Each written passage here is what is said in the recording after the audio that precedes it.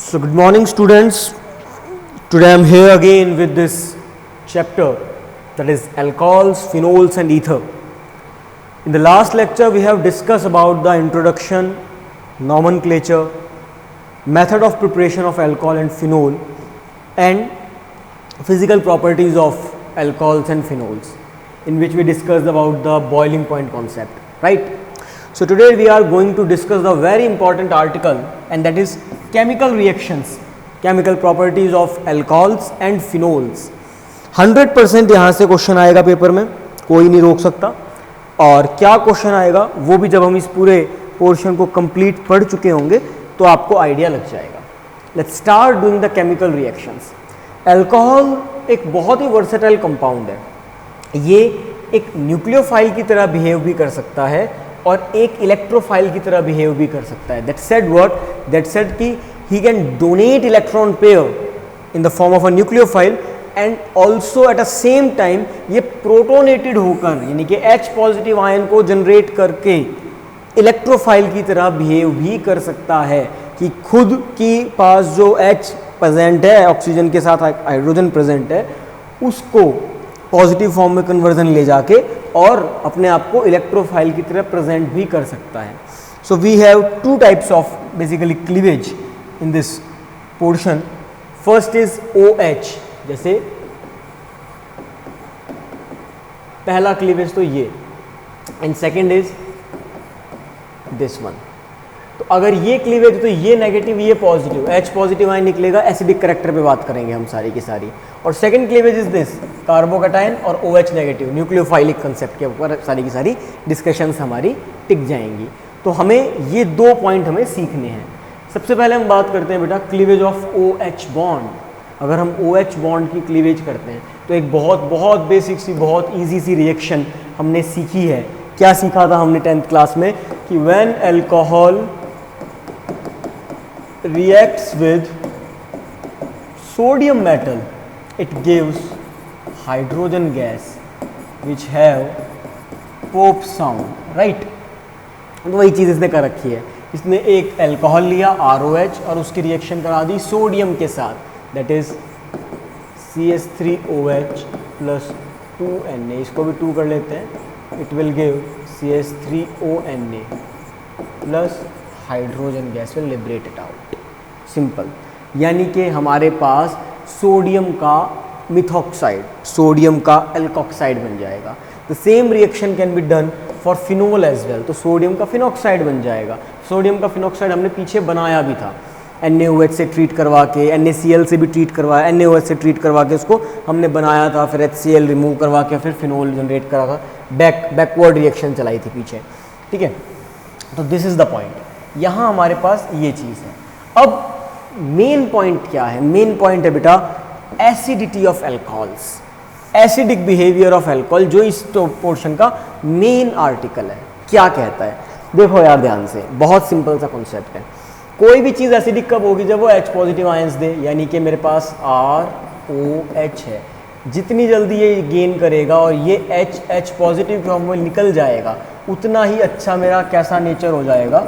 Acidic nature हो जाएगा. Yes और नो? यस. और मुझे ये बात बहुत अच्छे से पता है. क्या पता है? कि अगर मेरे पास कोई इलेक्ट्रॉन डोनेटिंग ग्रुप होता है तो मेरा एसिडिक कैरेक्टर कम हो जाएगा, क्योंकि इलेक्ट्रॉन डोनेट करेगा. वो इलेक्ट्रॉन डोनेट करेगा तो इलेक्ट्रॉन डेंसिटी अपने आप इंक्रीज कर देगा, तो H पॉजिटिव आयन का लिबरेशन डिफ़िकल्ट हो जाएगा. ये कॉन्सेप्ट है बेटा, कि अगर मेरे पास कोई इलेक्ट्रॉन डोनेटिंग ग्रुप है तो वो इलेक्ट्रॉन रिलीज़ करना शुरू कर देगा. इलेक्ट्रॉन डेंसिटी जो है वो ऑक्सीजन की साइड जाना शुरू हो जाएगी, और ऑक्सीजन से हाइड्रोजन की साइड जो पोलैरिटी है वो कंपैरेटिवली कम हो जाएगी, जिससे मेरी एसिडिक स्ट्रेंथ क्या होगी?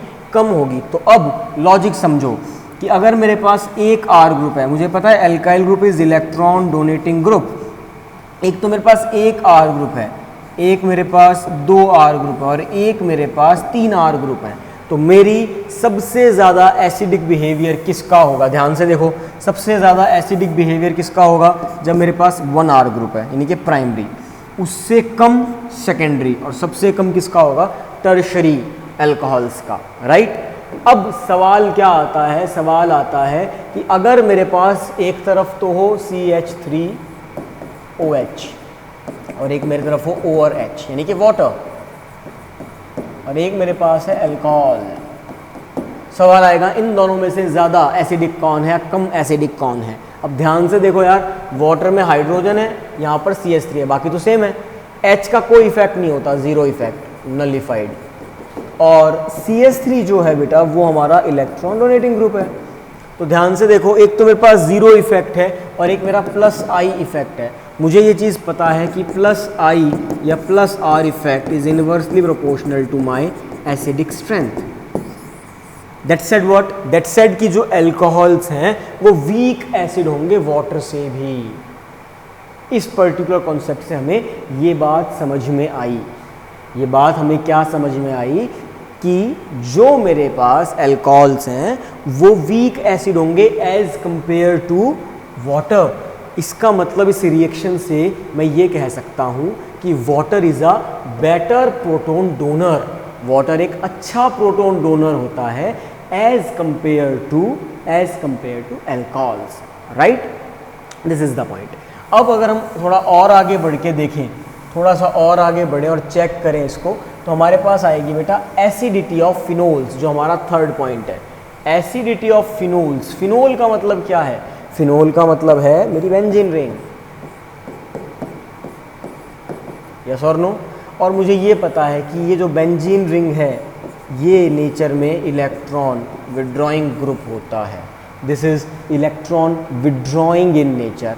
और अगर एक इलेक्ट्रॉन विड्रॉइंग ग्रुप लग जाएगा, एक इलेक्ट्रॉन विड्रॉइंग ग्रुप लगेगा, तो जो इलेक्ट्रॉन डेंसिटी है वो धीरे धीरे कम होना शुरू होगी और जो H पॉजिटिव आयन है वो आसानी से लिबरेट आउट हो जाएगा और मुझे इजीली क्या मिल जाएगा? फिनॉक्साइड आयन, जिसका मैं रेजोनेंस करवा सकता हूँ, जिसका मैं रेजोनेंस करवा जाऊँगा।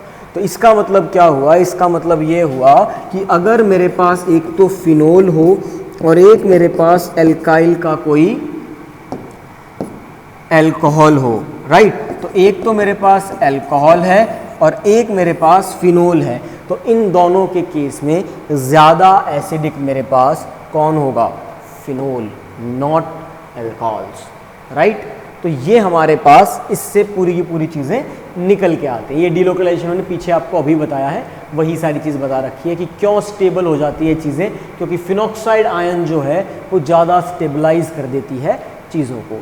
अब बात करते हैं यार कि जो OH ग्रुप है फिनोल, फिनोल के पास लोन पेयर है जो डोनेट करने का काम करेगा वो इस बॉन्ड को, तो है तो ये इलेक्ट्रॉन डोनेट कर रहा है, तो ये है तो ये ऑर्थो और पैरा डायरेक्टिंग ग्रुप। कैसा ग्रुप है? ऑर्थो और पैरा डायरेक्टिंग। इसका मतलब अगर मेरे पास फिनोल है तो अपकमिंग इलेक्ट्रॉन की डेंसिटी या तो ऑर्थो पोजीशन पर ज़्यादा होगी या फिर पैरा पोजीशन पर ज़्यादा होगी। ऑर्थो और पैरा पोजीशन पर एक्टिवेट करेगा ये रिंग को और मेटा पोजीशन पर डीएक्टिवेशन चला जाएगा। तो ऑर्थो और पैरा पोजीशन पर अगर मैं ग्रुप लगाता हूँ तब मेरे को क्या दिमाग में रखना है? मुझे केवल एक ही बात दिमाग में रखनी है दोस्त, क्या कि मेरे पास फिनोल है, मुझे जो भी ग्रुप लगाना है, फॉर एग्जांपल मैं ऑर्थो पे लगा रहा हूँ, तो मैं दो तरह के ग्रुप लगा सकता हूँ, एक इलेक्ट्रॉन डोनेटिंग ग्रुप, दूसरा इलेक्ट्रॉन विड्रॉइंग ग्रुप। अगर इलेक्ट्रॉन डोनेटिंग ग्रुप लगाऊंगा तो मेरा एसिडिक कैरेक्टर कम हो जाएगा और इलेक्ट्रॉन विड्रॉइंग ग्रुप लगाऊंगा तो मेरा एसिडिक कैरेक्टर बढ़ जाएगा। सिंपल। एसिडिक कैरेक्टर कम होना और एसिडिक कैरेक्टर बढ़ना इस बात पर डिपेंड करता है और किसी चीज़ पर डिपेंड नहीं करता है। यहाँ इसने एक चीज़ लिखी है, the greater the value of pKa weaker the acid. इसको अभी हम होल्ड करेंगे, जब हम 12th चैप्टर पर जाएंगे, अगले चैप्टर पे, तब इस कंसेप्ट को उठा के इसको भी कनेक्ट करेंगे और 12th चैप्टर में जब हम एसिड, कार्बोक्सिलिक एसिड के बारे में ये सारी चीज़ सीखेंगे, pKa वैल्यू, pKb वैल्यू, तो वहाँ पे इसको कनेक्ट करेंगे। अब आपको क्या करना है? आपको मैं 2 मिनट का समय दे रहा हूँ, आपको ये वाला क्वेश्चन अटेम्प्ट करके देखना है। पढ़ो इस क्वेश्चन को,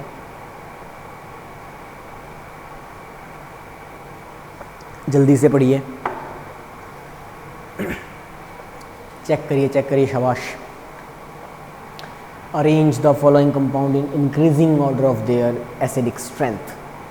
propanol 2,4,6 trinitrophenol, 3 nitrophenol, 3,5 dinitrophenol, phenol, 4 methyl phenol.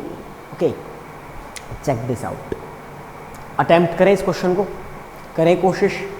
चलिए जी ट्राई करके देखते हैं कि हम इस क्वेश्चन को कितने अच्छे तरीके से बना पाते हैं। देखो बेटा, अगर हम इस क्वेश्चन को अटेम्प्ट करने लगे तो ये कहता है कि हमारे पास प्रोपेनॉल है। ओके, प्रोपेनॉल, फिर कहता है 2,4,6 ट्राइनाइट्रोफिनॉल है। ये तो पिक्रिक एसिड होती है भाई।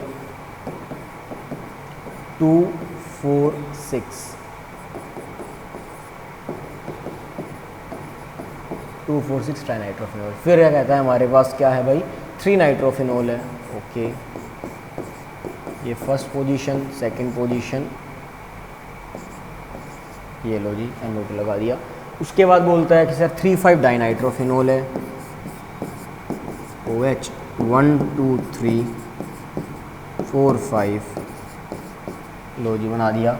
और फिर कहता है सर फिनॉल है, लो बेटा जी फिनॉल। और कहता है सर 4 मिथाइल फिनॉल है,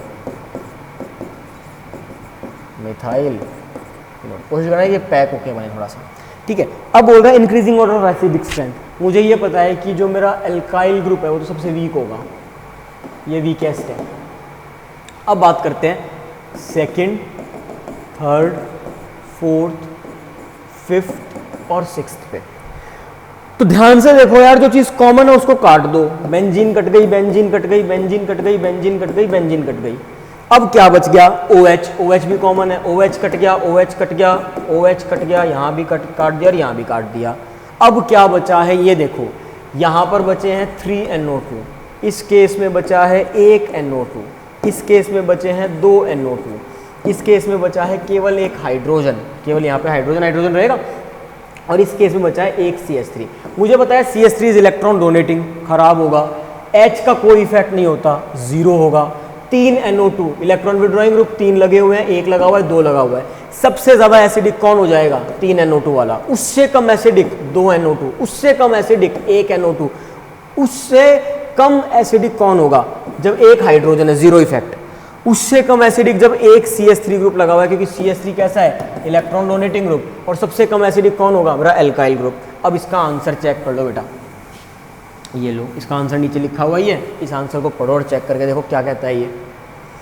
सबसे कम कौन होगा, प्रोपेनॉल, फिर कौन होगा 4 मिथाइल, फिर कौन होगा phenol, 3 nitro, 3,5 dinitro, 2,4,6 trinitro. This is the concept of acidic strength. Now let's come to the article of esterification. Esterification क्या होती है, what do you mean by esterification. Esterification वही आर्टिकल है जो आपने क्लास 10th में थोड़ा सा सीखा था। Esterification is the combination of acid plus alcohol in the presence of acid और अल्कोहल से मिला के आप क्या कर दें, एस्टर फॉर्मेशन कर दें। तो एस्टर बनाना है हमको, क्या बनाना है, एस्टर। एक दो तरीके और भी हैं एस्टर बनाने के, पर हम आसान से तरीके बना के देखते हैं। जैसे हमारे पास एक अल्कोहल है, फॉर एग्जांपल CH3 CH2OH, एक एसिड ले लिया CH3 COOH। अब ध्यान से देखें और सोचें कि क्या मिलेगा हमको इस रिएक्शन से। इस रिएक्शन से हमें मिलेगा ये कि हमारा OH तो एसिड के पोर्शन से निकल जाएगा और H अल्कोहल के पोर्शन से निकल जाएगा, और हमें मिलेगा CH3 C double bond O CH2 CH3। This is nothing but RCOOR dash कह सकता हूँ, दैट इज एस्टर। और एस्टर हमको 3 तरीके से मिल सकता है। अल्कोहल तो फिक्स करना ही पड़ेगा, अल्कोहल प्लस एसिड कर दो, अल्कोहल प्लस एनहाइड्राइड कर दीजिए, अल्कोहल प्लस एसिड क्लोराइड कर दीजिए। ये तीनों के तीनों एसिड के डेरिवेटिव ही होते हैं, मतलब एक तो एसिड ही और 2 एसिड के डेरिवेटिव हैं। इनकी मदद से हमको एस्टर आसानी से मिल जाएगा। This reaction is called as esterification. और अगर हम एक स्पेशल रिएक्शन करना चाहें, स्पेशल रिएक्शन है एस्प्रिन बनाने की, तो वो कैसे होगी, हमें लेना पड़ेगा सैलिसिलिक एसिड। सैलिसिलिक एसिड क्या होता है बेटा, देखो ध्यान से, ये जो पूरा पोर्शन है इसको बोलेंगे हम बेंजोइक एसिड, क्योंकि COH को प्रायोरिटी मिलती है। और ये हो गया हाइड्रोक्सी, जब OH ग्रुप सब्स्टिट्यूएंट होता है उसको हाइड्रोक्सी कहते हैं। तो 2 hydroxy benzoic acid that is nothing but salicylic acid. आगे भी आएगा, आज के लेक्चर में ही आगे भी आएगी ये चीज़, सैलिसिलिक एसिड। तो सैलिसिलिक एसिड अगर हमारे पास है और उस सैलिसिलिक एसिड के अंदर, देखना ध्यान से, मैं फिर से बनाता हूँ, this is my salicylic acid and I have treated this salicylic acid with acetic anhydride CH3CO की twice oxygen, acetic anhydride. What will happen here?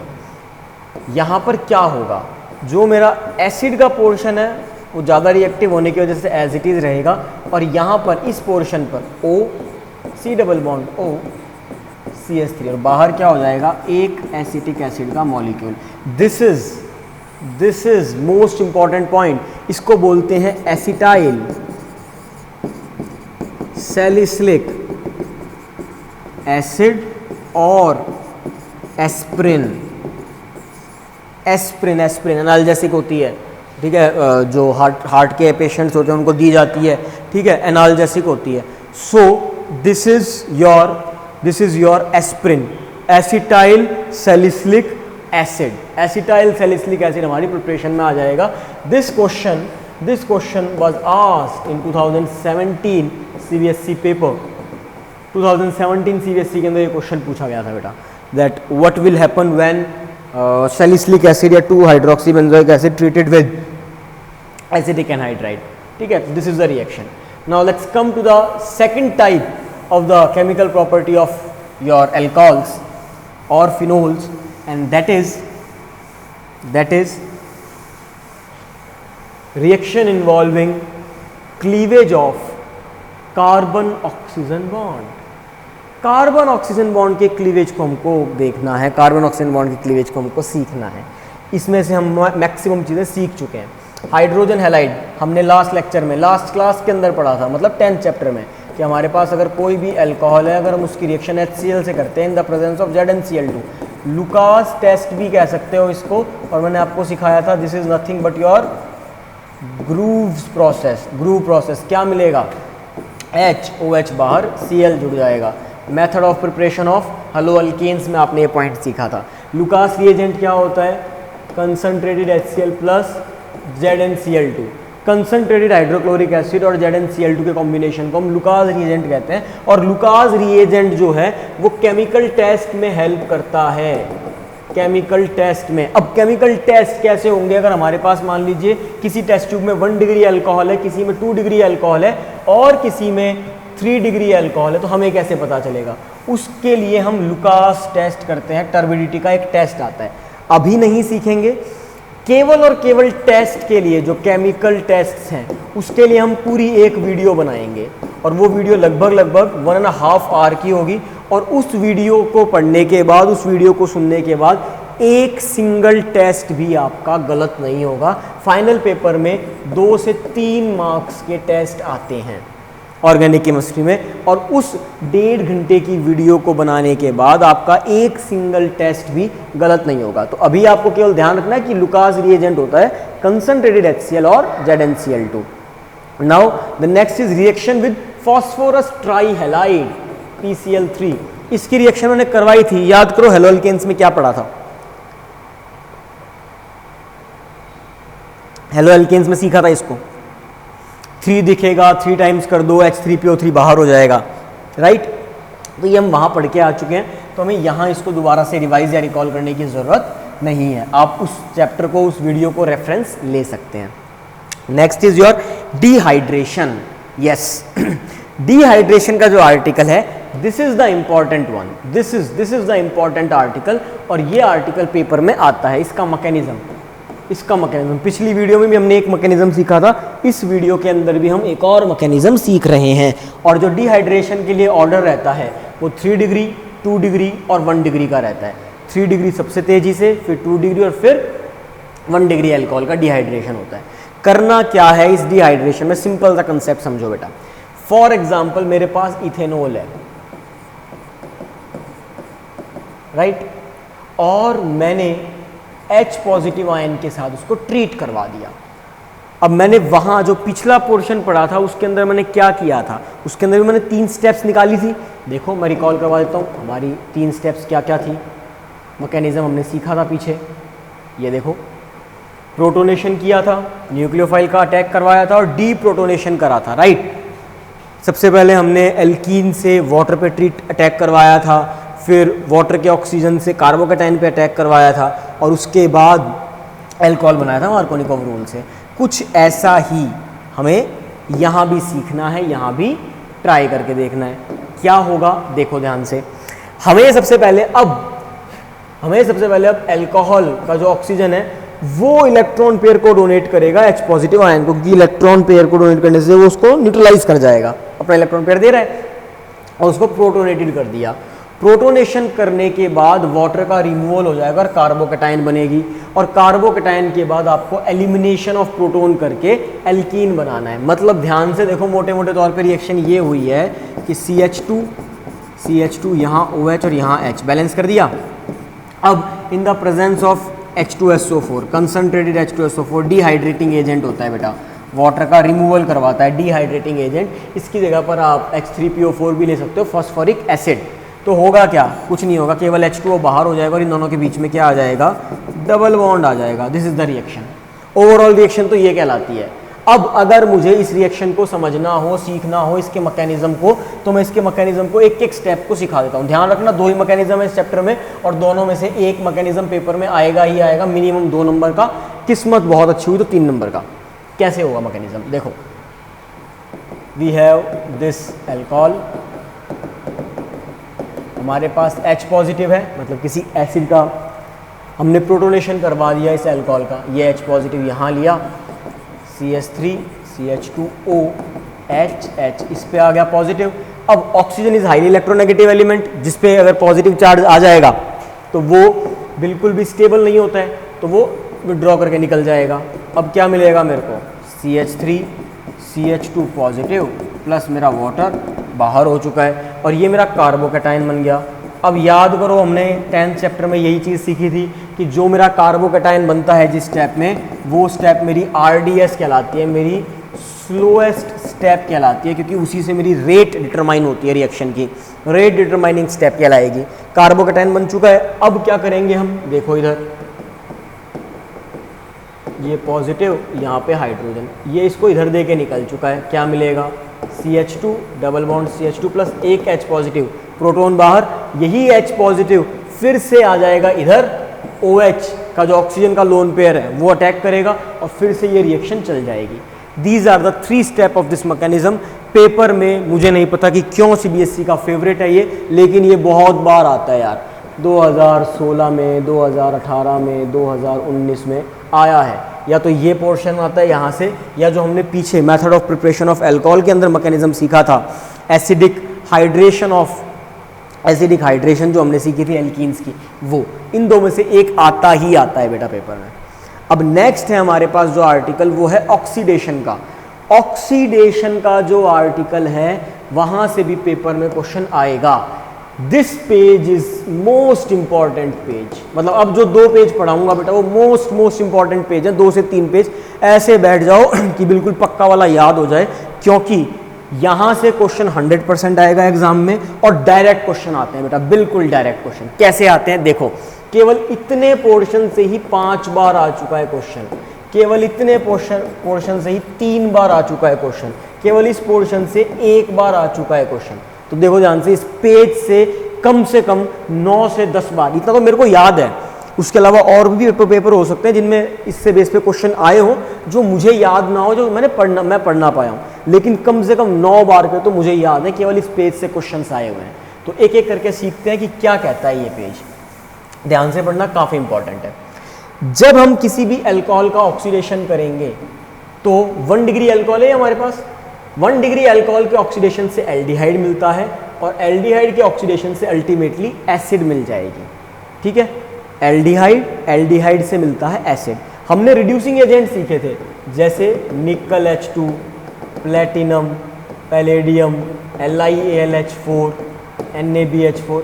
ऐसे ही अब हमें कुछ ऑक्सीडाइजिंग एजेंट देखते हैं, जैसे जैसे अगर केवल ये मिल जाए, या K2Cr2O7 मिल जाए, या KMnO4, या PCC, या CrO3, या फिर Cu573 केल्विन, ये पहचान है किसकी? ऑक्सीडाइजिंग एजेंट की, जो पड़ोसी का ऑक्सीडेशन करेंगे और खुद का क्या करवाएंगे? रिडक्शन करवा लेंगे। ये पहचान है बेटा। अगर इनमें से कोई भी मिल जाएगा तो ऑक्सीडेशन होगा। एल्कोहल है तो एल्डिहाइड बन जाएगा, या कीटोन मिल जाएगा, या एसिड मिल जाएगा। एल्केन है तो एल्कोहल मिल सकता है, ऑक्सीडेशन हो जाएगा। बेसिकली पॉइंट ये है काम की बात। अब समझना काम इससे अगली स्टेप में कैसे आगे बढ़ता है। आगे कैसे बढ़ेगा देखो, ये मैंने मिटा दिया है, लेकिन तुम 4-5 सेकंड पीछे जाके रिएक्शन मतलब वीडियो को पॉज करके और स्क्रीनशॉट ले सकते हो बेटा। होता क्या है? होता ये है कि अगर मेरे पास कोई भी 1 डिग्री अल्कोहल है, उस 1 डिग्री अल्कोहल की रिएक्शन मैंने करा दी CrO3 से। किससे करा दी बेटा? CrO3 से करा दी, क्रोमियम के ऑक्साइड से करा दी। एनहाइड्रस मीडियम मतलब वाटर नहीं है, तो उस टाइम पे वो क्या कर देगा? वो इसे RCHO में कन्वर्ट कर देगा। तो CH2OH किस में कन्वर्ट हो जाएगा? मेरा CHO में। एल्कोहल का ऑक्सीडेशन हो जाता है तो क्या मिलता है मुझे? एल्डिहाइड मिलता है, मुझे एल्डिहाइड मिल जाएगा। लेकिन अगर अगर अगर मेरे पास किसी कंपाउंड में डबल बॉन्ड भी है, डबल बॉन्ड भी प्रेजेंट है, डबल बॉन्ड, राइट? अगर मेरे पास किसी कंपाउंड में डबल बॉन्ड भी प्रेजेंट है और मुझे वो double bond as it is चाहिए, उससे कोई छेड़छाड़ ना हो, केवल और केवल मेरा जो अल्कोहल है वो किस में कन्वर्ट हो? वो कन्वर्ट हो मेरा एल्डिहाइड में, then I will use PCC, यानी कि सेलेक्टिव हो गया। PCC का यूज कब करूंगा मैं? PCC का यूज मैं तब करूंगा जब मेरे को डबल बॉन्ड को मेंटेन रखना है, डबल बॉन्ड को नहीं तोड़ना है, डबल बॉन्ड को एज इट इज रखना हो, राइट? तीसरी चीज है, अगर मेरे पास कोई सेकेंडरी अल्कोहल है, जो मैं प्राइमरी अल्कोहल की बात कर रहा था, अगर मेरे पास कोई सेकेंडरी अल्कोहल है, सेकेंडरी अल्कोहल का मतलब क्या हो गया? जैसे CH3 CH CH3OH, अब मैं यहाँ कर दूंगा क्या? सीधा सीधा CrO3 डाल देता हूँ। CrO3 डालते ही क्या होगा? यहाँ से H निकलेगा, यहाँ से H निकलेगा, डिहाइड्रोजिनेशन हो जाएगी और मुझे मिलेगा CH3C double bond OCH3, that is nothing but my acetone, ketone, right? और अगर हम लेते हैं 3 डिग्री अल्कोहल, तो 1 डिग्री और 2 डिग्री की बात थी, तो 3 डिग्री अल्कोहल में नॉर्मल ऑक्सीडेशन रिएक्शन नहीं हो पाती है, नॉर्मल ऑक्सीडेशन रिएक्शन नहीं होगी और वहाँ पे क्लीवेज हो जाएगा, बॉन्ड जो है वो टूट जाएगा और हमें एसिड मिलेगी एक कम कार्बन की, एक ज़्यादा कार्बन की। ये हम 12th चैप्टर में डिटेल में सीखेंगे 3 डिग्री के बारे में, राइट? 1 डिग्री क्लियर और 2 डिग्री क्लियर, 3 डिग्री को हम 12th यूनिट के अंदर और डिटेल में सीखेंगे। और अगला जो है ये वाला, ये मेरा फेवरेट है भाई, ये मेरा फेवरेट है। अगर मेरे पास 1 डिग्री अल्कोहल है या 2 डिग्री अल्कोहल है या 3 डिग्री अल्कोहल है और इन तीनों की रिएक्शन मैं कर देता हूँ कॉपर 573 केल्विन, कॉपर एक कैटलिस्ट देके 573 केल्विन टेम्परेचर पर, तो मुझे सिंपल 1 डिग्री अल्कोहल से मिलेगा एल्डिहाइड। बहुत फेवरेट है मेरी ये रिएक्शन। सेकेंडरी अल्कोहल से मुझे मिलेगा कीटोन और टर्शियरी अल्कोहल के अंदर एलिमिनेशन हो जाएगी, एलिमिनेशन होगी यानी कि डिहाइड्रेशन, वाटर का रिमूवल हो जाएगा। अब तक मैं हाइड्रोजन का रिमूवल कर रहा था, यहाँ वाटर का रिमूवल हो जाएगा और मेरे को मिल जाएगा एल्कीन। अब तुम्हें क्या करना है, दिमाग लगाओ, तुम्हें एक 1 डिग्री अल्कोहल लेना है, एक 2 डिग्री अल्कोहल लेना है और एक 3 डिग्री अल्कोहल लेना है और तुम्हें कॉपर 573 के साथ उसे ट्रीट करके देखना है। अभी मैं तुम्हें करके भी दिखाऊंगा, लेकिन कोशिश करो कि अपनी तरफ से तुम 3 ऐसे कंपाउंड लो जिसमें एक 1 डिग्री अल्कोहल हो, एक 2 डिग्री अल्कोहल और एक 3 डिग्री अल्कोहल हो। ट्राई करो फटाफट से, तब तक मैं इसको इरेज कर देता हूँ बेटा।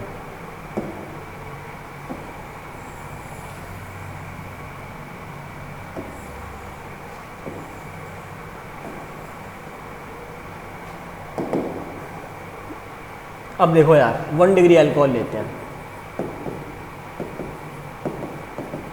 अगर 1 डिग्री अल्कोहल लोगे तो कॉपर 573 केल्विन। 1 डिग्री अल्कोहल का मतलब OH जिस कार्बन से जुड़ा है वो डायरेक्टली एक कार्बन से जुड़ा हुआ है। सिंपल बनेगा बेटा, CH3C डबल बॉन्ड और H, यानी कि योर एसिटल्डिहाइड। पेपर में क्वेश्चन आ सकता है, how will you prepare acetaldehyde from ethanol. Simple 1 step reaction है, 1 नंबर का क्वेश्चन आया हुआ है पेपर में। दूसरा क्या हो सकता है, 2 डिग्री अल्कोहल। 2 डिग्री अल्कोहल मैंने ले लिया, बहुत सिंपल ये। अब लिखा मैंने कॉपर 573 केल्विन, क्या होगा, यहाँ से H हट जाएगा, यहाँ से जो H था वो हटेगा और डबल बॉन्ड आ जाएगा, C double bond O C, that is nothing but your acetone. ये क्वेश्चन भी पेपर में आया हुआ है, how will you prepare acetone from a 2 degree alcohol. और तीसरा केस जो मेरे को बहुत अच्छा लगता है वो है, यही एग्जाम्पल ले लेता हूँ जो लिखा हुआ है, ये मेरा 3 डिग्री अल्कोहल है। कैसे है, जो OH है वो जिस कार्बन से जुड़ा है वो कितने कार्बन से जुड़ा हुआ है, 3 कार्बन से। तो अब मैं इसको थोड़ा सा और अच्छे से अगर लिखना चाहूँ तो कैसे लिख सकता हूँ बेटा, थोड़ा सा अच्छे से लिखना चाहूँ तो मैं इसको ऐसे लिख देता हूँ, OH CH3 CH2 और H, ऐसे कर देता हूँ। होगा क्या, होगा ये कि यहाँ से वाटर एलिमिनेशन हो जाएगा, कहीं से भी कर सकते हो, सिमेट्रिकल सी चीज़ है, कहीं से भी कर दो, यहाँ से वाटर एलिमिनेट हो जाएगा तो ये डबल बॉन्ड आ जाएगा, देख लो ध्यान से, वाटर का एलिमिनेशन होती है, क्या आ चुका है, डबल बॉन्ड आ चुका है। This is the point. अगला पॉइंट है कि जो एक क्वेश्चन पेपर में आता है कि मिथेनॉल जो है वो ड्रिंकिंग पर्पस के लिए नहीं होती है, इथेनॉल ड्रिंकिंग पर्पस के लिए होती है। मिथेनॉल को क्यों नहीं यूज़ किया जाता है, अगर हम मिथेनॉल का इस्तेमाल कर लेंगे तो मिथेनॉल का ऑक्सीडेशन हो जाएगा और ऑक्सीडेशन होके वो बना देती है बेटा एल्डिहाइड, और वो भी कौन सा, मिथेनल। और मिथेनल जो है वो हमारी किडनी को ब्लॉक कर देगा, वो हमारे जो हमारा CNS है, सेंट्रल नर्वस सिस्टम, उसको ब्लॉक कर देगा। तो स्पेस से क्या क्या क्वेश्चन आ सकते हैं, स्पेस से क्वेश्चन आ सकता है कि आपके पास कोई अल्कोहल है, आपको दे दिया CrO3 से रिएक्ट करवाओ, क्या बनेगा, PCC का यूज़ क्या हो गया, या फिर वो आपको कहेगा कि भाई 3 डिग्री आपके पास अल्कोहल है और आपको कॉपर 573 केल्विन से रिएक्ट करवाना है, बताओ क्या बनेगा। या वो कह सकता है कि भाई मिथेनॉल का क्वेश्चन वाइवा में पूछ लेते हैं कि मिथेनॉल को हम ड्रिंकिंग पर्पस के लिए क्यों नहीं रखते, क्योंकि ऑक्सीडेशन अगर हो जाएगा मिथेनॉल का तो बनाएगा मिथेनल और वो ब्लाइंडनेस कॉज कर देगा, CNS को ब्रेक डाउन कर देगा और डेथ। आगे हम सीखते हैं बेटा reaction of phenols. Reaction of phenol में इलेक्ट्रोफिलिक एरोमेटिक सब्स्टिट्यूशन, मैं फिर से लिख रहा हूँ 100% क्वेश्चन, चाहे किसी भी सेट में आ जाए 100% क्वेश्चन आएगा। और मैं तुम्हें बताता जाऊंगा कि कहाँ कहाँ से सवाल आए हुए हैं। यहाँ से क्वेश्चन आया हुआ है पेपर में, ये क्वेश्चन पेपर में आया हुआ है, इन दोनों के क्वेश्चन पेपर में आए हुए हैं, ठीक है। Kolbe's reaction important, RTR most important. ये क्वेश्चन दोनों के दोनों लॉटरी क्वेश्चन है, पेपर में आ गए तो मज़े आ जाते हैं बच्चे को, मतलब पूरे हो जाएंगे उसके। उसके बाद ये क्वेश्चन मैं करके दिखाऊंगा तुम्हें, ये क्वेश्चन मैं तुम्हें हिंट दूंगा करके, और रेजोनेंस वाला क्वेश्चन नहीं करेंगे अभी हम। RTR और कोलबेज तो पीछे आ ही जाएगी। उसके बाद हमारा सम कमर्शियल इंपॉर्टेंट अल्कोहल्स आएंगे जो हमको केवल डिस्कस करने हैं। ईथर की प्रिपरेशन के लिए अलग वीडियो बनेगी। तो let's start doing this article, electrophilic aromatic substitution. तो फिनोल जो है वो ऑर्थोपैरा डायरेक्टिंग ग्रुप होता है, ठीक है, और ऑर्थोपैरा डायरेक्टिंग ग्रुप है, इलेक्ट्रोफिलिक एरोमेटिक सब्स्टिट्यूशन देगा, ठीक है जी। और उसके बाद सबसे पहली चीज़ है नाइट्रेशन। नाइट्रेशन का मतलब क्या होता है, HNO3 के साथ ट्रीट करवा दिया। अब HNO3 भी 2 प्रकार के हो सकते हैं, या तो कंसंट्रेटेड या डाइल्यूट। तो अगर डाइल्यूट नाइट्रिक एसिड है तो डाइल्यूट नाइट्रिक एसिड में या तो ऑर्थो कंपाउंड बनेगा या पैरा कंपाउंड, मतलब मिक्सचर बन जाता है, ऑर्थो भी और पैरा भी। सब इलेक्ट्रोफिलिक सब्स्टिट्यूशन का बेसिकली फंडा क्या रहता है बेटा, फंडा ये रहता है कि जो फिनोल है वो तो एज इट इज रहेगा, केवल यहाँ पे जो हाइड्रोजन है ये हटेगा और कोई इलेक्ट्रोफाइल आ जाएगा। इलेक्ट्रोफाइल कैसे होगा, NO2 पॉजिटिव की फॉर्म में आएगा और वो यहाँ पे आके अटैच हो जाता है, H पॉजिटिव निकलता है और NO2 पॉजिटिव आके अटैच हो जाता है। ये बात ध्यान रखने की थी हमारे पास। अब देखो ध्यान से कंसेप्ट क्या कहता है, यहाँ से क्वेश्चन आया हुआ है, ये देखो ये वाला क्वेश्चन आया हुआ है पेपर में, ये पेपर में क्वेश्चन आया हुआ है, ये पेपर में क्वेश्चन आया हुआ है, और इतने से पेज से देखो कितना क्वेश्चन आया हुआ है पेपर में। ये पिक्रिक एसिड डायरेक्ट पूछ लेते हैं, NCERT के अंदर एक्सरसाइज का क्वेश्चन भी है। तो क्या करना है हमको, अगर हमारे पास फिनोल है, इफ़ वी हैव फिनोल और हमने उसको डाइल्यूट HNO3 से ट्रीट करवा दिया तो हमारे पास 2 प्रोडक्ट मिल सकते हैं हमें। कौन से फिनोल, तो एज इट इज़ लिखना है हमको, या तो ऑर्थो नाइट्रोफिनोल मिलेगा या पैरा नाइट्रोफिनोल मिलेगा। ऑर्थो और पैरा नाइट्रोफिनोल 2 आइसोमर हैं जिनको हम स्टीम डिस्टिलेशन से सेपरेट कर सकते हैं। पेपर में यही क्वेश्चन आया था कि which is steam volatile, less और मोर, कौन सा ज़्यादा स्टीम वोलेटाइल होता है और कौन सा कम स्टीम वोलेटाइल होता है, ये क्वेश्चन पेपर में पूछा गया था। तो ध्यान से देखो, यहाँ पर आपके पास इंट्रामोलिक्यूलर H बॉन्डिंग होगी और यहाँ पर इस क्वेश्चन में आपके पास एक और मॉलिक्यूल लेना पड़ेगा तो आपके पास इंटरमॉलिक्यूलर H बॉन्डिंग होगी। अब जो चीज़ मैं पढ़ रहा हूँ उसको मेरे साथ साथ पढ़ेंगे आप, ताकि ये वाला लॉजिक और ये वाला कंसेप्ट क्लियर हो जाए आपके लिए। ध्यान से देखना बेटा, बिल्कुल भी मिस्टेक नहीं करनी है इस चीज़ के अंदर।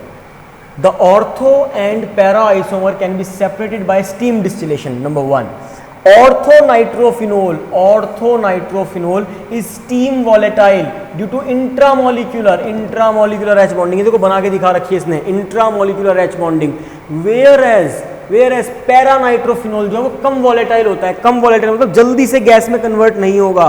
क्यों नहीं होगा? क्योंकि उसके अंदर कैसी बॉन्डिंग है? इंटरमोलिक्यूलर, एक मॉलिक्यूल दूसरा मॉलिक्यूल, इंटरमोलिक्यूलर H बॉन्डिंग। और इंटरमोलिक्यूलर H बॉन्डिंग की वजह से इसका जो बॉइलिंग पॉइंट है वो भी बढ़ जाएगा एज कंपेयर टू ऑर्थोनाइट्रोफिनोल। ध्यान रखना भाई, क्लियर हो गई ये चीज। अब बात करते हैं हम आगे। अगर हम आगे बात करें बेटा, तो अगर मेरे पास कंसंट्रेटेड नाइट्रिक एसिड है then it will give me picric acid. The most important topic that how will you prepare picric acid from phenol. Phenol से पिक्रिक एसिड कम से कम 3 से 4 बार ये क्वेश्चन तो मैं देख चुका हूं, अलग अलग तरीके से पूछ लेता है। लेकिन पिक्रिक एसिड कैसे बनाएंगे फिनोल से? बहुत सिंपल है, बहुत सिंपल। कि मैं लूंगा फिनोल और मैं उसको ट्रीट कर दूंगा कंसंट्रेटेड HNO3 के साथ। तो मुझे 2, 4 और 6 तीनों पोजीशन पर नाइट्रो ग्रुप मिल जाएगा। 2,4,6 tri nitrophenol is called as picric acid. और picric acid is the strongest acid in organic chemistry. सबसे ज्यादा स्ट्रॉन्ग एसिड अगर कोई है तो वो पिक्रिक एसिड है। नेक्स्ट आगे अगर हम बढ़े तो बात करते हैं अब हेलोजिनेशन की। हेलोजिनेशन मतलब हेलोजन का एडिशन करना है, इलेक्ट्रोफिलिक ही करना है। मतलब या तो ऑर्थो पोजीशन पे या पैरा पोजीशन पे, या तो ऑर्थो या फिर पैरा। तो अगर मैंने ब्रोमीन को लिया, ठीक है, और CS2 को सॉल्वेंट ले लिया, मतलब नॉन प्रोटिक सॉल्वेंट, प्रोटोन नहीं है इसमें, नॉन प्रोटिक सॉल्वेंट लेता हूं तो मेरे पास या तो ऑर्थो पोजीशन आ जाएगी या पैरा पोजीशन। या तो मेरे पास ऑर्थो पोजीशन पर कंपाउंड आ जाएगा या मेरे पास पैरा पोजीशन पर कंपाउंड आ जाएगा, right. And the second thing is what? Second thing is that कि अगर मैंने एक्वस मीडियम ले लिया, मतलब ब्रोमीन वाटर, तो मेरे पास 2, 4, 6 तीनों पोजीशन ऑक्यूपाई हो जाएंगी। 2, 4, 6 ट्राइब्रोमोफिनोल in the year 2017, in the year 2018, in the year 2010, in the year 2012। ये क्वेश्चन आया हुआ है पेपर में। तो पेपर में क्या करेगा, कई बार 2 सेट में अलग अलग तरीके से दे देता है। कैसे? ऐसे,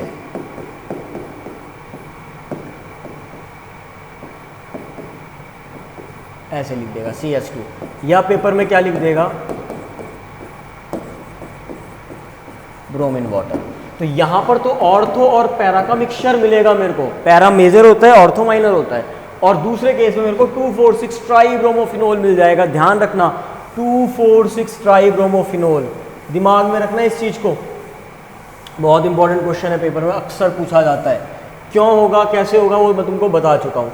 अच्छा, दूसरी चीज़ एक और बात है कि जो नॉर्मली हम हेलोजिनेशन करते हैं उसमें हम क्या करते हैं, लेविस एसिड का कंसेप्ट लेके आते हैं, इलेक्ट्रोफाइल जनरेट करते हैं। वो हेलोजिनेशन का बेसिक लॉजिक होता है, ठीक है, जिससे आप रिंग को एक्टिवेट कर सकते हो, simple. Next is Kolbe's reaction.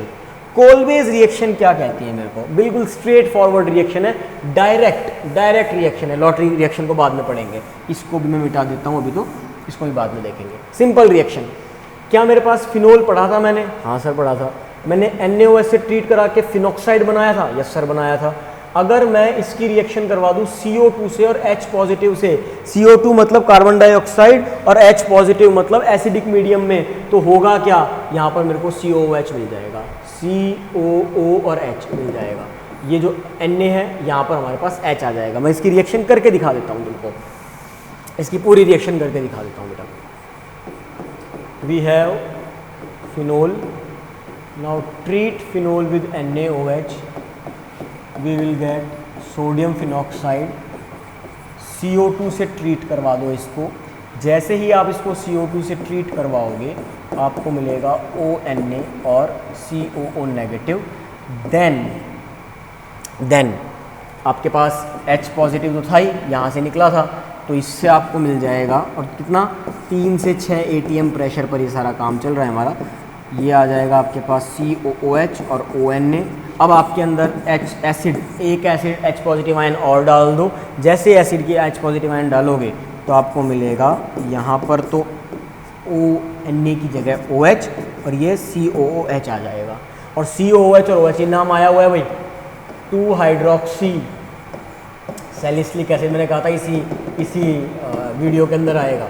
2 hydroxy benzoic acid, 2 hydroxy benzoic acid is named as salicylic acid. This is the point. Direct paper में आएगा क्वेश्चन, RTR लिख के दिखाओ। कैसे कैसे आ सकता है सुन लो ध्यान से, ये कंसेप्ट समझा रहा हूँ, ध्यान से सुन लो कि पेपर में कैसे कैसे पूछ सकते हैं इस क्वेश्चन को। देखो बेटा, पहला तरीका है पेपर में पूछने का, फिनोल से सैलिसिलिक एसिड बनाओ।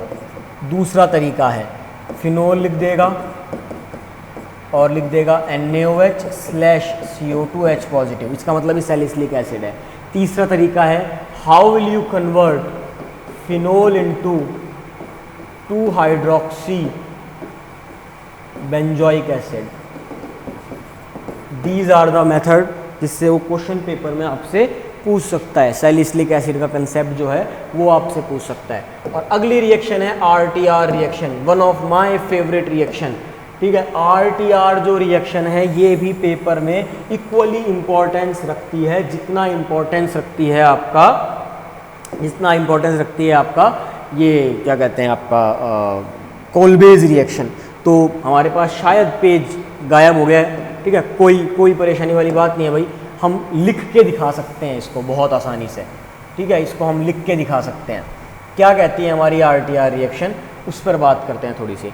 RTR रिएक्शन ये कहती है कि अगर मेरे पास फिनोल है, if I have phenol with us, ठीक है, उस फिनोल की रिएक्शन अगर मैंने क्लोरोफॉर्म से करवा दी, दैट इज CHCl3, उससे पहले मेरे को NaOH से करवानी पड़ेगी ONA जनरेट करने के लिए। तो मुझे क्या मिलेगा, मुझे मिलेगा ONA पहली स्टेप में, और दूसरी स्टेप में यहाँ CHCl2 यहाँ जो H था वो HCl के साथ बाहर निकल चुका है। इसके बाद मैंने इसको ट्रीट करवा दिया वाटर के साथ, 2 मॉलिक्यूल वाटर के साथ। जैसे ही मैं इसको 2 मॉलिक्यूल वाटर के साथ ट्रीट करवाऊंगा बेटा, तो 2 मॉलिक्यूल वाटर के साथ ट्रीट होते ही ये मिलेगा मुझे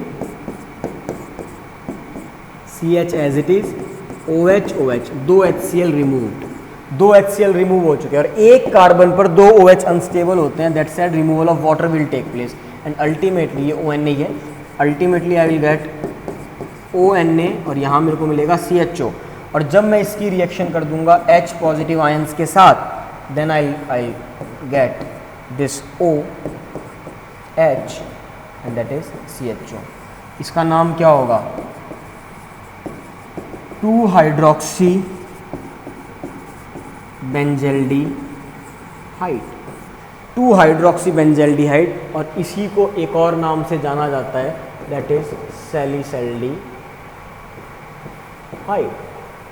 दिस इज माई सैलिसल्डिहाइड। तो सैलिसल्डिहाइड मैं यहाँ से ऑब्टेन करता हूँ। This reaction is called as Reimer Tiemann reaction. मैं RTR बोलता हूँ इसको, पेपर में भी RTR के नाम से कई बार आती है, राइमर टाइमन रिएक्शन। तो 2 रिएक्शन जो हमने सीखी हैं, पीछे जाके देखना, तो एक तो हमने सैलिसिलिक एसिड बनाया है और एक हमने सेकंड नंबर पे सैलिसल्डिहाइड बनाया है। सैलिसिलिक एसिड और सैलिसल्डिहाइड हमने प्रिपेयर किया है। एक कोलबेज रिएक्शन थी, कोलबेज इलेक्ट्रोलिसिस 11 में सीखी थी हमने हाइड्रोकार्बन में, ये नॉर्मल कोलबेज रिएक्शन है। तो कोलबेज रिएक्शन थी एक, और दूसरी रिएक्शन कौन सी है बेटा, दूसरी रिएक्शन है RTR। अब इसके बाद जो 2 लॉटरी वाली रिएक्शंस थी वो मैं आपको और सिखा देता हूँ ताकि आपको पता चल जाए। इसको आप पीछे से पॉज करके और ये नोट करना चाहो तो आप कर सकते हो, वरना बुक के अंदर ये एज इट इज सब कुछ मेंशन है बेटा, कोई दिक्कत नहीं आएगी आपको। जो 2 लॉटरी वाली रिएक्शन थी हम उस पर बात कर लेते हैं।